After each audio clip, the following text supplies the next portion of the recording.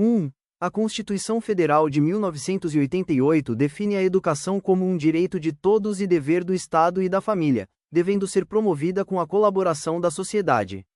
2. O objetivo fundamental desse direito é o pleno desenvolvimento da pessoa, seu preparo para a cidadania e sua qualificação para o trabalho. 3. O ensino deve ser ministrado com base na igualdade de condições para o acesso e permanência na escola. 4. É garantida a liberdade de aprender, ensinar, pesquisar e divulgar o pensamento, a arte e o saber. 5. A Constituição assegura o pluralismo de ideias e de concepções pedagógicas, permitindo a coexistência de instituições públicas e privadas. 6. A gratuidade do ensino público em estabelecimentos oficiais é um princípio basilar da educação nacional.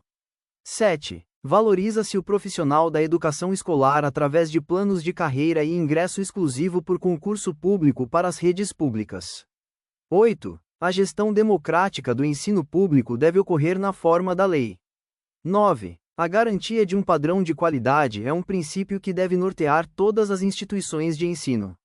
10. É instituído o piso salarial profissional nacional para os profissionais da educação escolar pública. 11. A Constituição garante o direito à educação e à aprendizagem ao longo de toda a vida. 12. As universidades gozam de autonomia didático-científica, administrativa e de gestão financeira e patrimonial. 13. O dever do Estado inclui a garantia de educação básica obrigatória e gratuita dos 4 aos 17 anos. 14. É garantida a oferta gratuita de educação básica para todos os que a ela não tiveram acesso na idade própria. 15. A progressiva universalização do ensino médio gratuito é uma meta estabelecida para o Estado. 16. O atendimento educacional especializado deve ser oferecido a pessoas com deficiência, preferencialmente na rede regular. 17. A educação infantil em creches e pré-escolas é garantida para crianças de até 5 anos de idade. 18. O acesso aos níveis mais elevados do ensino ocorre conforme a capacidade de cada um. 19. O Estado deve oferecer ensino noturno regular adequado às condições do educando. 20. O atendimento ao educando deve ser apoiado por programas suplementares de material, transporte, alimentação e saúde. 21. O acesso ao ensino obrigatório e gratuito é um direito público subjetivo. 22. Devem ser fixados conteúdos mínimos para o ensino fundamental para assegurar uma formação básica comum nacional. 23. O ensino fundamental regular deve ser ministrado em língua portuguesa, respeitando as línguas maternas indígenas. 24. A União, Estados, DF e municípios organizam seus sistemas de ensino em regime de colaboração. 25. Os municípios atuam prioritariamente no ensino fundamental e na educação infantil. 26. A LDB, Lei nº 9.394 de 1996, disciplina a educação escolar desenvolvida predominantemente por meio do ensino em instituições próprias. 27. A educação escolar deve vincular-se ao mundo do trabalho e à prática social de maneira indissociável. 28. O ensino deve ser pautado no respeito à liberdade e no apreço à tolerância. 29. A LDB assegura a valorização da experiência extraescolar dos estudantes. 30. Considera-se a diversidade étnico-racial como um princípio do ensino nacional. 31. A educação básica compõe-se de educação infantil, ensino fundamental e ensino médio. 32. A educação básica tem por finalidade desenvolver o educando e assegurar-lhe a formação comum para a cidadania. 33. A alfabetização plena e formação de leitores são objetivos precípios da educação básica. 34. A educação básica pode organizar-se em séries, ciclos, períodos semestrais ou grupos não seriados. 35. A carga horária mínima anual do ensino fundamental e médio é de 800 horas distribuídas em 200 dias. 36. No ensino médio, a carga horária mínima anual deve ser de 1.000 horas. 37. A classificação em qualquer série pode ser feita por promoção, transferência ou avaliação independente de escolarização anterior. 38. O controle de frequência exige o mínimo de 75% do total de horas letivas para aprovação. 39. O currículo da educação básica deve ter uma base nacional comum, complementada por uma parte diversificada. 40. O ensino da arte, especialmente em expressões regionais, é componente curricular obrigatório. 41. A educação física é integrada à proposta pedagógica da escola e sua prática é obrigatória, com exceções legais. 42. O ensino da história do Brasil deve considerar as contribuições das matrizes indígena, africana e europeia. 43. O estudo da história e cultura afro-brasileira e indígena é obrigatório nos estabelecimentos de ensino fundamental e médio. 44. A educação digital, incluindo o ensino de computação e robótica, é componente curricular do fundamental e médio. 45. A educação para populações rurais exige adequações de conteúdos e calendários às fases do ciclo agrícola. 46. O fechamento de escolas do campo, indígenas e quilombolas deve ser precedido de manifestação do órgão normativo. 47. A educação infantil tem como finalidade o desenvolvimento integral da criança até os 5 anos. 48. O ensino fundamental de 9 anos inicia-se aos 6 anos de idade. 49. É facultado aos sistemas de ensino desdobrar o ensino fundamental em ciclos. 50. O ensino fundamental regular deve ser presencial, sendo o ensino à distância complementar ou emergencial. 51. O currículo do ensino fundamental deve incluir conteúdo sobre os direitos das crianças e adolescentes. 52. O ensino religioso é de matrícula facultativa nas escolas públicas de ensino fundamental. 53. O ensino médio visa a preparação básica para o trabalho e a cidadania. 54. O currículo do ensino médio é composto por formação geral básica e itinerários formativos. 55. A educação de jovens e adultos, EJA, destina-se a quem não teve acesso aos estudos na idade própria. 56. A idade mínima para exames de EJA é de 15 anos para o fundamental e 18 anos para o médio. 57. A educação profissional e tecnológica integra-se às diferentes formas de educação e ao trabalho. 58. A educação especial é oferecida preferencialmente na rede regular para educandos com deficiência ou altas habilidades. 59. A educação bilíngue de surdos utiliza Libras como primeira língua e português escrito como segunda. 60. A formação de docentes para a educação básica deve ocorrer em nível superior, em curso de licenciatura. 61. As DCNs são diretrizes que orientam as escolas na organização, desenvolvimento e avaliação de suas propostas pedagógicas. 62. O currículo é o conjunto de valores e práticas que socializam significados e constroem identidades. 63. A educação básica deve ser um processo orgânico, sequencial e articulado. 64. A Base Nacional Comum Curricular, BNCC, define as aprendizagens essenciais para todos os alunos da educação básica. 65. A BNCC aplica-se exclusivamente à educação escolar e visa a formação humana integral. 66. O foco da BNCC está no desenvolvimento de competências para resolver demandas complexas da vida cotidiana. 67. Competência é a mobilização de conhecimentos, habilidades, atitudes e valores. 68. Estão previstas 10 competências gerais que devem ser desenvolvidas ao longo de toda a escolaridade. 69. A BNCC busca superar a fragmentação das políticas educacionais no Brasil. 70. Na educação infantil, os eixos estruturantes são as interações e a brincadeira. 71. São assegurados 6 direitos de aprendizagem na educação infantil, como conviver, brincar e participar. 72. Os campos de experiências acolhem as vivências e saberes das crianças, articulando-os ao patrimônio cultural. 73. Os campos incluem o eu, o outro e o nós, e corpo, gestos e movimentos.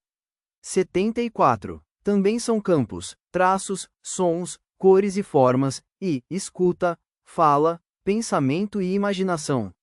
75. O quinto campo é espaços, tempos, quantidades, relações e transformações.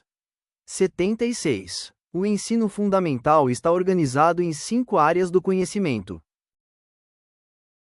77. As áreas são linguagens, matemática, ciências da natureza, ciências humanas e ensino religioso.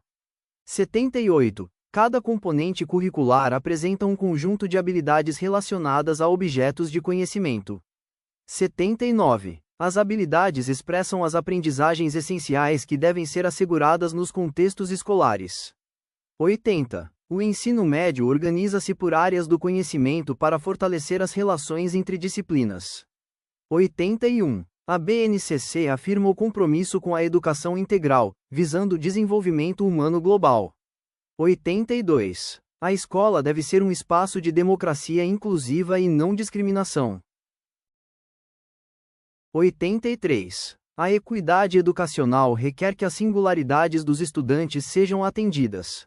84. O regime de colaboração entre entes federados é fundamental para a implementação da BNCC. 85. A formação continuada de professores é essencial para o sucesso das mudanças curriculares. 86. A educação inclusiva exige o acolhimento universal de todos os estudantes no sistema regular. 87. A educação especial é uma modalidade transversal a todas as etapas e níveis de ensino. 88. O atendimento educacional especializado, AEE, identifica recursos de acessibilidade e estratégias para a participação. 89. O AEE tem função complementar ou suplementar à formação do aluno no ensino regular. 90. Alunos com deficiência possuem impedimentos de longo prazo físicos, intelectuais, mentais ou sensoriais. 91. Transtornos globais do desenvolvimento, TGD, envolvem alterações neuropsicomotoras e comprometimento social. 92. Altas habilidades ou superdotação caracterizam-se por potencial elevado em áreas do conhecimento ou artes. 93. O AEE deve ser realizado, prioritariamente, na sala de recursos multifuncionais da própria escola. 94. O atendimento pode ser garantido em ambiente hospitalar ou domiciliar quando necessário. 95. A formação de professores para o AEE exige habilitação para docência e especialização em educação especial. 96. A educação escolar indígena é intercultural e bilíngue, valorizando línguas e tradições. 97. Os povos indígenas têm direito à utilização de seus processos próprios de aprendizagem. 98. A educação escolar quilombola é desenvolvida em unidades inscritas em suas terras e cultura. 99. Respeita-se a especificidade étnico-cultural e a história de resistência das comunidades quilombolas. 100. A educação do campo adapta conteúdos e calendários às realidades das populações rurais. 101. A escola deve enfrentar o racismo e todas as formas de discriminação racial. 102. O reconhecimento da diversidade deve estar presente nos projetos políticos pedagógicos. 103. A acessibilidade arquitetônica e de comunicação é dever dos sistemas de ensino. 104. Políticas de atendimento à diversidade contemplam questões de gênero, raça, etnia e geração. 105. O princípio da equidade orienta o atendimento diferenciado conforme as necessidades. 106. A diversidade cultural é um valor a ser integrado em todos os componentes curriculares. 107. A escola deve garantir o direito dos negros de se reconhecerem na cultura nacional. 108. Educação em direitos humanos visa a superação da homofobia e do sexismo. 109. O atendimento de qualidade social deve resgatar os direitos humanos individuais e coletivos. 110. A escola deve ser um espaço de convívio para a reconstrução das identidades culturais.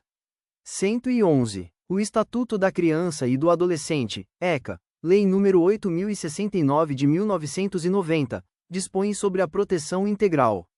112. Considera-se criança a pessoa até 12 anos incompletos e adolescente entre 12 e 18 anos. 113. O ECA assegura à criança e ao adolescente todos os direitos fundamentais inerentes à pessoa humana. 114. É dever da família, comunidade e poder público assegurar com absoluta prioridade os direitos desses sujeitos. 115. A garantia de prioridade inclui a destinação privilegiada de recursos públicos na área da infância. 116. Nenhuma criança ou adolescente será objeto de negligência, discriminação ou violência.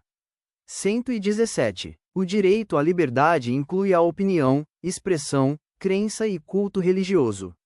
118. O direito ao respeito abrange a preservação da imagem, identidade e autonomia. 119. A criança e o adolescente têm o direito de serem educados sem o uso de castigos físicos. 120. É direito da criança ser criada e educada no seio de sua família e, excepcionalmente, em família substituta. 121. A falta de recursos materiais não é motivo suficiente para a perda do poder familiar. 122. A guarda obriga a prestação de assistência material, moral e educacional. 123. A adoção é uma medida excepcional e irrevogável, voltada ao superior interesse do adotando. 124. O direito à educação visa ao pleno desenvolvimento da pessoa e preparo para a cidadania. 125. É assegurado o acesso à escola pública e gratuita próxima da residência do estudante. 127.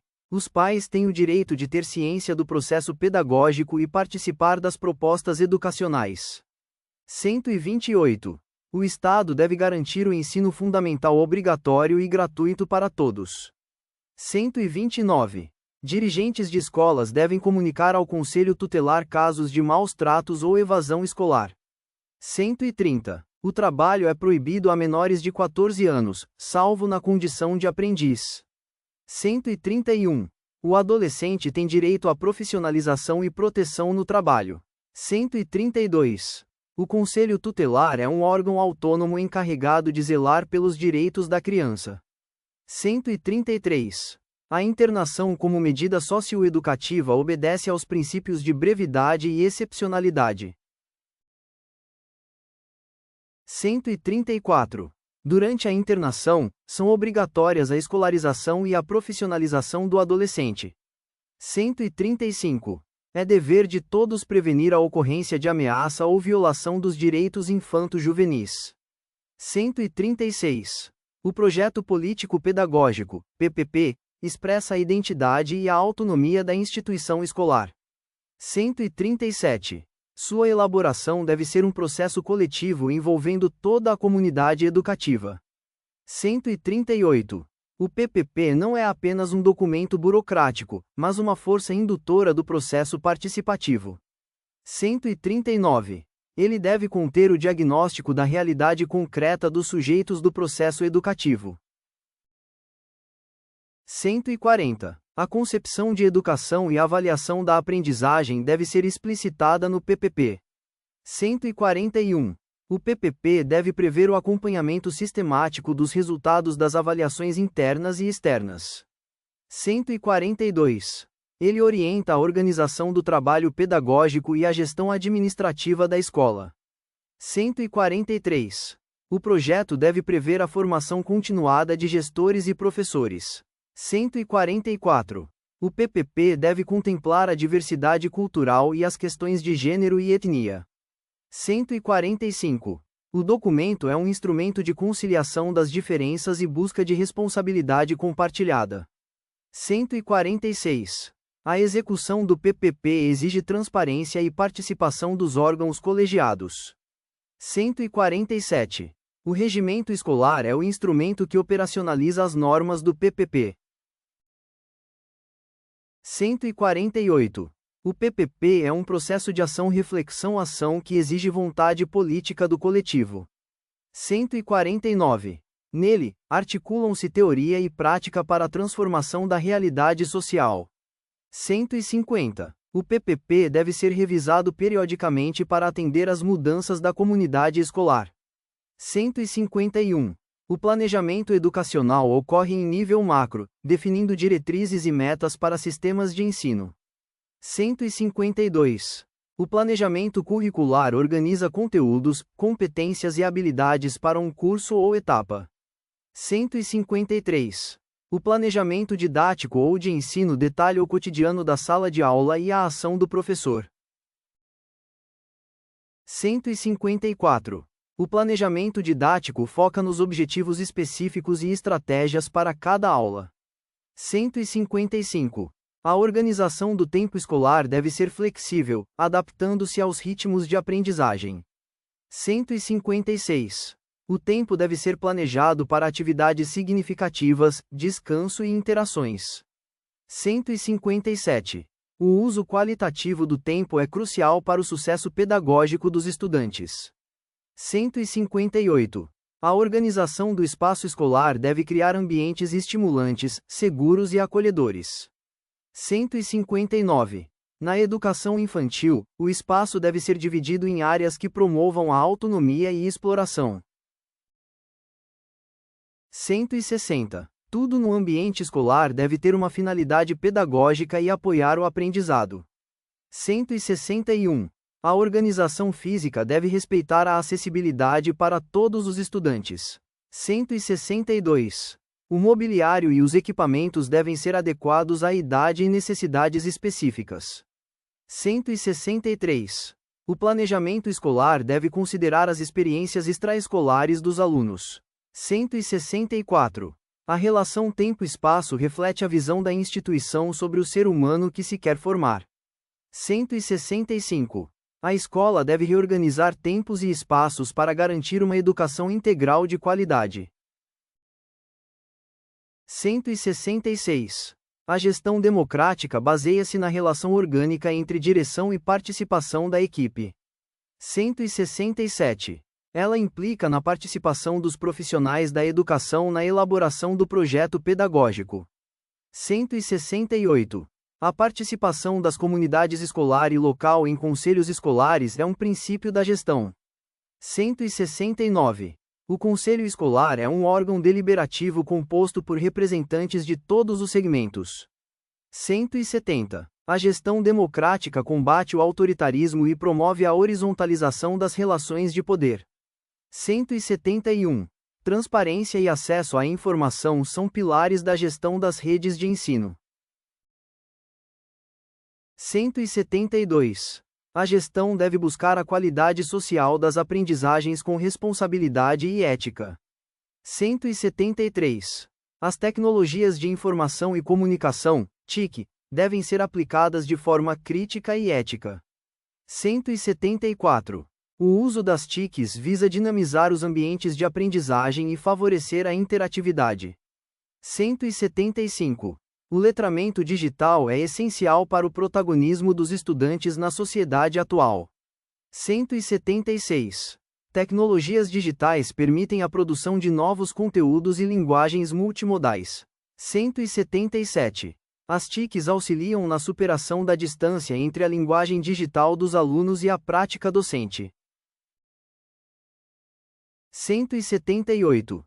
O uso pedagógico da internet deve ocorrer em alta velocidade e de forma segura. 179. A tecnologia deve estar a serviço da ampliação dos conhecimentos e da inclusão digital.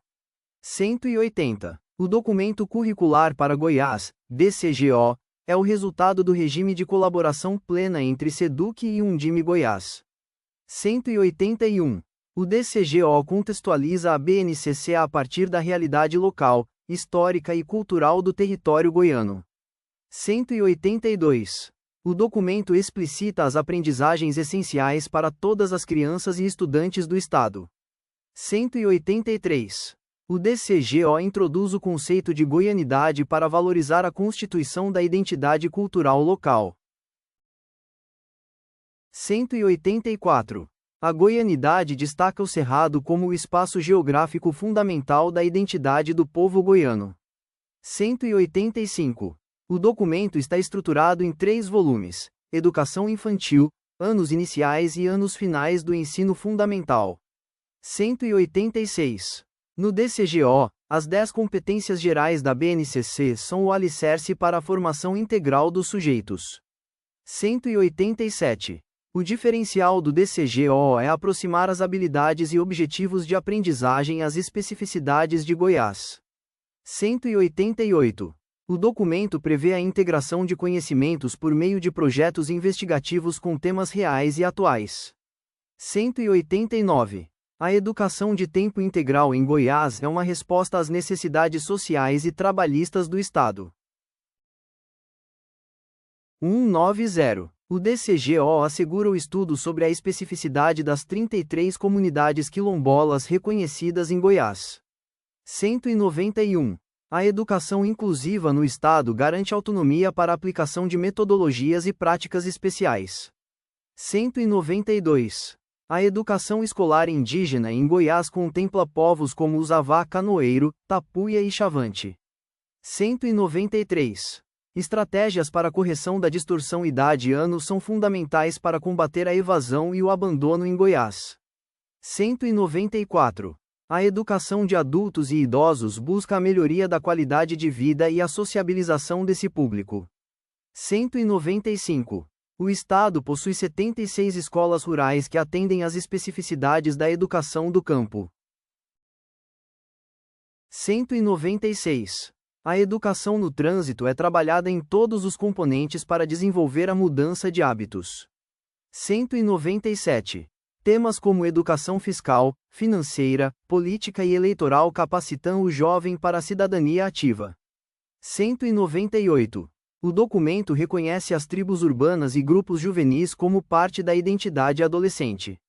199. A educação hospitalar em Goiás oferece atendimento pedagógico em 43 classes hospitalares. 200. O DCGO serve como referência indispensável para a revisão dos projetos políticos pedagógicos das escolas goianas.